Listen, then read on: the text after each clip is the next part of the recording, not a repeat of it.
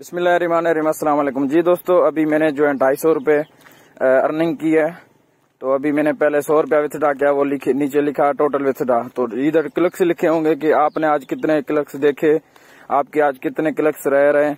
उसके बाद ये विथड्रॉ लिखा हुआ है ना, विथड्रा नाउ, इस पे क्लिक करेंगे तो अभी विथड्रा का तरीका आएगा। इसमें तो काफी तरीके हैं, जेब के इजी पैसा।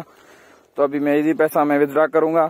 अभी ये मेरे 250 है, 250 निकलवा रहा हूँ, तो इस पे मुझे 1600 टैक्स लगेगी, बाकी मुझे मिलेंगे 234। अभी यहाँ पे आप अपना नंबर लिखेंगे इजी पैसा का, नीचे नाम लिखेंगे, जैसे आ जाता है कि आपका नाम क्या है उसमें और नंबर। तो अभी मैंने विथड्रा करवाया, अभी पेंडिंग में है। और नीचे मैंने 100 रुपये जो विथड्रा करवाई वो अप्रूव्ड होगी, वो मुझे मिल गई। आपने पीछे वीडियोस में देखी होगी।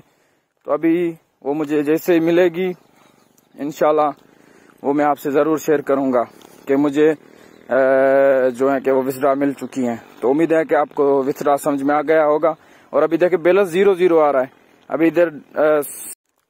जी दोस्तों, अभी जो है तकरीबन 1 घंटे या आधा घंटे के बाद देखे मुझे ये विथड्रा मिल चुकी हैं।